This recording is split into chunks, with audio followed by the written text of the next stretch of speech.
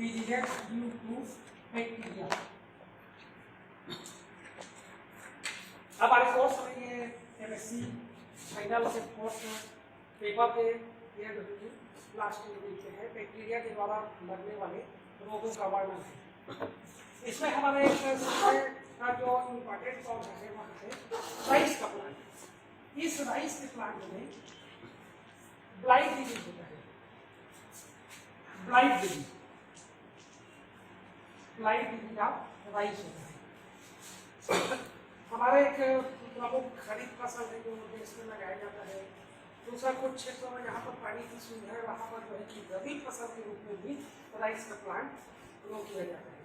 और इस फसल के एक मुख्य जो बीमारी रहता है वह ब्लाइट नामक बीमारी होता है। ब्लाइट में इसका पत्ती प्रभावित होता है। अब यह जो बीमारी होता है वह बैक्टीरिया के द्वारा ज़ेंथोमोनास कोलाइटिस ये इसका काजल ऑर्गेनिज्म है। काजल ऑर्गेनिज्म उसको होती है जो किसी प्लांट में डिजीज उत्पन्न करने का जो कारण होता है उसको हम कहते हैं कारक या काजल ऑर्गेनिज्म। तो इस यह एक प्रकार का बैक्टीरिया है जो ज़ेंथोमोनास कहलाता है। बैक्टीरिया का नाम ज़ेंथोमोनास है। और चूंकि यह राइस के पौधा में या राइजे का प्लांट में जो इन्फेक्शन करता है तो ये ज़ेंथोमोनास का जो काजल ऑर्गेनिज्म स्पीशीज है ये इसका जीनस है ज़ेंथोमोनास, इसके स्पीशीज का नाम दिया गया है कोलाइटी। और यह ज़ेंथोमोनास कोलाइटी का जो बैक्टीरिया है या बैक्टीरिया धान के पौधे में क्षति पहुंचाता है। अब ये इन्फेक्शन कैसे करता है तो यह सेल बार्न होता है। यह ज़ेंथोमोनास कोलाइटी का जो बैक्टीरिया है वह बैक्टीरिया कृषि फील्ड में या क्रॉप फील्ड में जहाँ पर खेती की सभी धान का प्लांट डेवलप किया जाता है उस स्थान में ये राइस के पौधे में पहुंचता है, साइल में रहता है, उस साइल में रहता है और वह जब उचित टेम्परेचर प्राप्त करता है तो डेवलप करके यह राइस में पहुंचता है। अब कैसे पहुंचता है? राइस का प्लांट है, राइस का जो पौधा है वो मिट्टी में लगा है। अब ये कैसे पहुंचेगा? तो पहुंचने के कई मेथड है। एक तो जो है कि रूट के द्वारा यह पहुंचता है। तो इसमें जो है कि इस प्रकार का रूट होता है जो अंदर पहुंचता है। तो सबसे बाहरी सतह है एपिडर्मिस। एपिडर्मिस को पेनिट्रेट करता है। पेनिट्रेट करना यानी उसको भेदना, भेदना माने उसको जो है कि दीवार बनाना। तो ये वहां पर से राइस के रूट से वह अंदर पहुंचता है। अब रूट से नॉर्मल रूट से नहीं पहुंच सकता ये, तो या तो यह किसी कारणवश इन्फेक्टेड हो या उसमें पर जो है कृषि कार्य करते समय उसके जड़ों में जो है कि खरोंचाई हो या किसी इंसेक्ट के द्वारा या किसी कारणवश जो है इंजुरी हो जाता है, जो घाव हो जाता है, उस घाव या क्षतिग्रस्त स्थान में ये ज़ेंथोमोनास कोलाइटी का जो बैक्टीरिया है वह इंट्रेंस करता है। अब इंट्रेंस करने के बाद वहां पर से यह जो है कि जाइलम के द्वारा ऊपर पहुंचता है। अब ऊपर पहुंचता है तो जड़ से यह कहाँ है कि तना में आएगा, तना से यह पत्ती में पहुंचता है और ये मुख्य बीमारी उत्पन्न करता है इसके पत्ती में। ये ब्लाइट डिजीज जो होता है वह ब्लाइट डिजीज जो है कि पत्तियों में रोग उत्पन्न करता है। अब ये किस प्रकार का रोग है? ये सिंपल सा देखते हैं। ये जो है कि लीफ है, ये ऐसा लीफ जो है कि धान के पौधा में होता है, मक्का के पौधा में होता है, घास के पौधा में, बांस के पौधा में, अब धान के पौधा में ये एक प्लांट का लीफ है। अब यह लीफ इस प्रकार से पैरेलल में जैसा होता है। पौधे के पत्तियों में जो मुख्य चीज होता है वो पानी वाटर सप्लाई के लिए होता है। तो ये इसमें वाटर सप्लाई एक पैरेलल रिलेशन के द्वारा होता है, समानांतर शिरा विन्यास के द्वारा। तो यह यहाँ इसके पत्तियों में पहुंचता है। अब पत्तियों में पहुंचने के बाद ये ब्लाइट का जो रोग उत्पन्न करता है, ब्लाइट माने होता है अंगों का मरना। अंग प्लस मरना दो शब्द को जोड़ करके अंग मरना, उसको अंगमारी का रोग करते हैं। हिंदी में ब्लाइट माने होता है अंगमारी। तो ये अंगमारी में इसके पत्ती को यह मारता है। अब किस प्रकार से मारता है? तो यहाँ पर जो क्लोरोफिल है, इस क्लोरोफिल के स्थान को होता है कि फैल जाता है और क्लोरोफिल को डिस्ट्रॉय करता है, नष्ट करता है और साथ ही साथ वह टॉक्सिक सब्सटेंस उत्पन्न करता है जिससे यहाँ पर हानिकारक पदार्थों का जमाव हो जाता है। अब पत्तियों का मुख्य कार्य क्या है? आप लोग सबको जानते हैं कि पत्तियों का मुख्य कार्य जो है कि फोटोसिंथेसिस करना, सूर्य की किरण को प्राप्त करते हैं और ये भोजन के लिए निर्माण करते हैं। अब ये भोजन का निर्माण का मुख्य उद्देश्य होता है कि धान के पौधे के जो फ्लावर होता है, फ्लावर के बाद उसका सीड बनता है, उस सीड को डेवलप करना। पत्तियों के प्रभावित होने का सीधा असर ये हो रहा है कि इसके द्वारा जो बनने वाला बीज है, वह बीज का जो उत्पादन है, प्रोडक्शन है, वो स्वाभाविक रूप से घट जाता है। एक तो हो गया इसके जड़ों के द्वारा, जड़ से जो है जाइलम में पहुंचता है, जाइलम से जो है कि उसके स्टेम में। अब इसका स्टेम किस प्रकार से होता है, तो ये धान का पौधा, गेहूं का पौधा, दोनों पौधा ये जो है ग्रेमिनी फैमिली का पौधा है। ये ग्रेमिनी फैमिली का पौधा को टोटल घास कहते हैं। इसका सबसे बड़ा घास का पौधा आप लोग देखते हैं कि बांस का पौधा होते हैं, छोटे छोटे जमीन के सतह में छिछलने वाले पौधे होते हैं। तो इनमें जो है ट्यूब्यूलर स्टेम होता है, तो उस ट्यूब्यूलर स्टेम में जो है कि ये ऊपर की ओर उठ जाता है, पत्तियों में आता है। दूसरा इसका इन्फेक्शन होता है स्टोमेटा के द्वारा। आप लोग देखे हैं, जाते हैं कि स्टोमेटा छोटा छोटा रंध्र होता है और उस रंध्र से ये अंदर प्रवेश करते हैं। अब देखिए ये छोटा सा है, ये माइक्रोस्कोपिक है, तो ये माइक्रोस्कोपिक है, तो वहां से स्टोमेटा के द्वारा ये अंदर पहुंच जाते हैं। बाहरी सरफेस पर रहेंगे एपिडर्मिस, वहां पर से जो है कि ये पत्ती के अंदर में पहुंचते हैं। अब तीसरा है, यहाँ पर देखे हैं आप लोग तो हाइड्रेटोड होता है, हाइड्रेटोड कहते हैं। हाइड्रेटोड वह प्रक्रिया है जिसमें घास का पौधा और टमाटर का पौधा और धान के पौधा में जब रात का समय होता है, तापमान जब कम होता है और पत्तियों में जो वाटर प्रेशर है, ऑस्मोटिक प्रेशर बढ़ जाता है, तो उस स्थिति में जो है पानी वाष्प के रूप में परिवर्तित न होकर के बिंदु के रूप में बाहर निकलता है, उसको बिंदु का स्राव कहते हैं, या जो बिंदु स्राव या म्यूटेशन कहते हैं। तो इस स्थान में जो छिद्र होता है, उस छिद्र से ये अंदर पहुंचते हैं।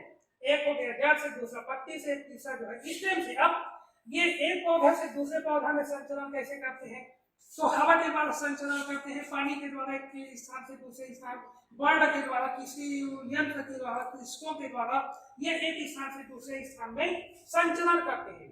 क्योंकि ये वेटलेस होते हैं, ये जो बैक्टीरिया है, फिर उस स्वस्थ पौधे में पहुंचने के बाद में वहां भी ये इन्फेक्शन करते हैं। इन्फेक्शन करना माने उसको संक्रमित करना, संक्रमित करना माने उसमें बीमारी।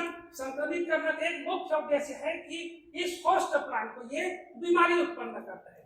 तो ये जहां संक्रमित करता है, मतलब सीधा से तात्पर्य है कि वह पौधा पर जो है क्या करता है, बीमारी उत्पन्न करता है। और ये भी एक पौधा है जेंथोमोनास, ये भी बॉटनी का एक बैक्टीरिया है, प्लांट है ये। अब ये भी एक प्लांट है जो धान है, ग्रेमिनी फैमिली का पौधा है, और ये धान है। अब इसमें जो अटैक कर रहा है, एक पौधा दूसरे पौधे के ऊपर जो है कि भोजन ग्रहण करता है दूसरे पौधे से। तो जो भोजन प्राप्त करने वाला पौधा है ये पैरासाइट है, और जो भोजन देने वाला पौधा है ये जो है कि होस्ट प्लांट या पोषी पौधा कहलाता है। अब इतना में इसको कोई प्रॉब्लम नहीं। फिर क्या होता है कि आगे जब ये चल करके इसका पत्ती का जो मुड़ जाना, जैसे ये हथेली जैसे पत्ती रहती है, अब ये जो है कि मुड़ जाती है इस प्रकार से, पहली बात। दूसरा बात यह मुरझा जाती है। तीसरी बात जो है कि यहाँ पर जो क्लोरोफिल नष्ट हो जाता है। चौथा बात, वहां पर का जो वेन है वह क्लीयरेंस नहीं होता। वेन माने जहाँ पर से पौधे से बना हुआ भोज्य पदार्थ से जो है कि फ्लोएम के द्वारा आगे ग्रोथ करता है, आगे ग्रो करके वो स्टेम में आता है, स्टेम से फिर उसके फ्लावर और सीड तक पहुंचता है। ये उसके वेन को जो है कि डिस्टर्ब करता है। तो इस प्रकार से विभिन्न कारणों से यह जो धान का पौधा है वह प्रभावित होता है। और इसके प्रभावित होने के फलस्वरूप ये होता है कि हमारा जो धान का जो मुख्य फसल है उसका बीज का उत्पादन क्षमता कम हो जाना होता है। इसको नियंत्रण करने का उपाय है कि रेजिस्टेंट वेराइटी का हम उपयोग करें, वाटर का प्रॉपर जो है कि फ्लो होता रहे, अधिक मात्रा में पानी का जमाव मत हो खेतों में। तीसरा जो है कि वहां पर सॉइल का जो न्यूट्रिएंट्स है उसमें न्यूट्रिएंट्स का मात्रा कम पर्याप्त दे। जब पौधे को प्रॉपर न्यूट्रिएंट्स मिलेगा तो पौधा हेल्दी होगा, तो उस पर रोग का प्रभाव नहीं होगा। हम देखते हैं कोई भी पौधा कब बीमार होता है, तो या तो वह बाहर से कटेगा फटेगा तो, या उसको मेल न्यूट्रिशन या कुपोषण होगा, तो उस पर रोग का प्रभाव है कि अधिक पड़ता है। तो इस प्रकार से ब्लाइट डिजीज राइस है जो जेंथोमोनास वैरायटी के होता है। अब इसी में एक और टॉपिक है, ये अपना काटन में होता है, काटन का प्लांट। तो ये बैक्टीरिया के द्वारा हमारे काटन के प्लांट में, काटन प्लांट में ये काटन प्लांट में जो है कि जेंथोमोनास, ये भी बैक्टीरिया के द्वारा जेंथोमोनास,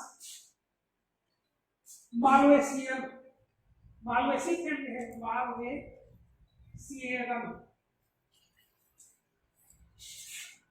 जो काटन का पौधा है, ये काटन का पौधा मालवेसी फैमिली का है। मालवेसी फैमिली पर आक्रमण करने वाला यह बैक्टीरिया है, इसके कारण से इस जेंथोमोनास जीनस का जो स्पेसीज है जो अटैक करता है मालवेसी फैमिली को, उसको बोलते हैं मालवेसियरियन। मालवेसियरियन ये जो है इसका स्पेसीज होता है। अब यह काटन के पौधे में आक्रमण करता है। काटन का पौधा क्या होता है, इसे हमको फाइबर मिलता है और उस फाइबर से धागा बनाते हैं, कपड़ा बनाते हैं, वस्त्र बनाते हैं। अब हमारे लिए जो है मनुष्य प्रजाति के लिए वस्त्रों में सबसे उन्नत किस्म का, सबसे शरीर के लिए जो है स्वास्थ्यवर्धक जो कपड़ा होता है वह काटन से निर्मित कपड़ा होता है।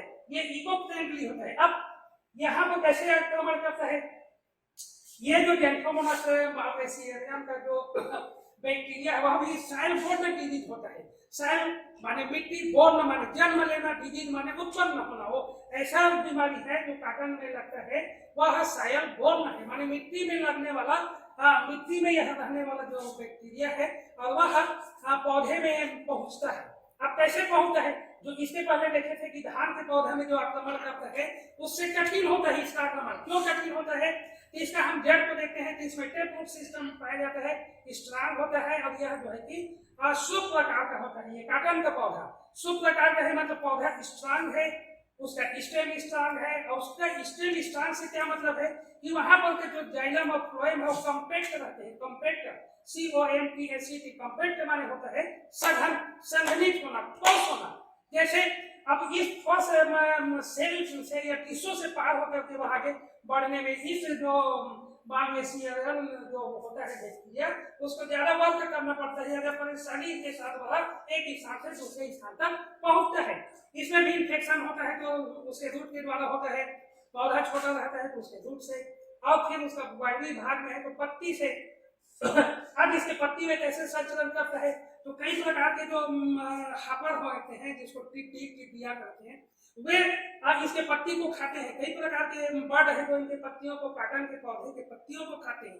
तो जो पत्ती कटता है, स्टेम में खरोंच आता है, तो उस स्थान पर से यह जेंथोमोनास मालवेसियरियम का जो बैक्टीरिया है वह पौधा में इंटरेस्ट करता है।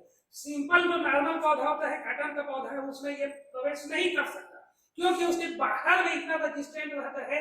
बाहर का जो सबसे बाहर का कवच होता है एपिडर्मिस हार्ड होता है, फिर उसके अंदर में ये पहुंचता है तो जाइलम का, फ्लोएम का जो सेल है वह हार्ड रहता है। इस कारण से यह जो बैक्टीरिया है वह बैक्टीरिया जो है बहुत मुश्किल से अंदर पहुंचता है, स्वस्थ पौधे में नहीं पहुंच सकता।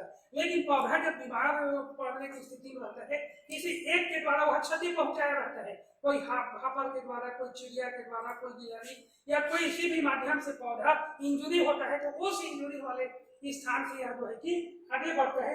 और आगे बढ़ने के बाद ये क्या करता है, वहां पर अटैक करता है। तो ये इस प्रकार से इसमें इस बीमारी का नाम है एंगुलर।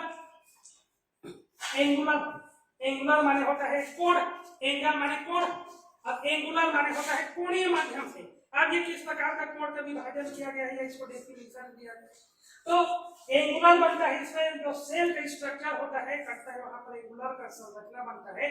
और यह जो पट्टी है वह कोण के जैसे त्रिभुज बनाते हैं ऐसे करके तीन भुजा, तो इस प्रकार से इसका जो पत्ती है वह मुड़ जाता है। तो इस कारण से इसको एंगुलर काटन डिजीज के नाम से जाना जाता है।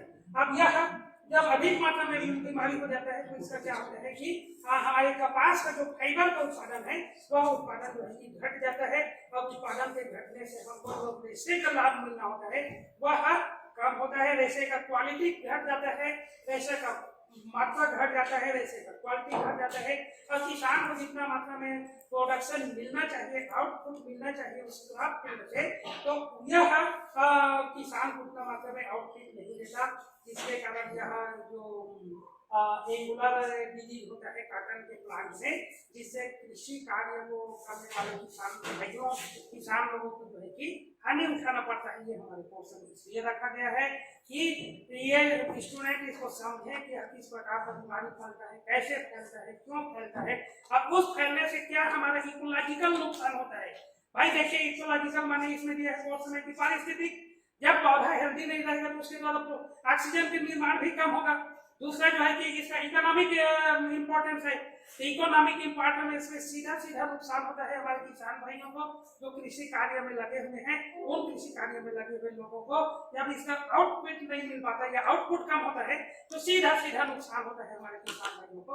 अब इस प्रकार से जब हम अध्ययन करते हैं तो देखते हैं ये डिजीज के द्वारा, बैक्टीरियल डिजीज के द्वारा ये हमको हानि प्राप्त होता है।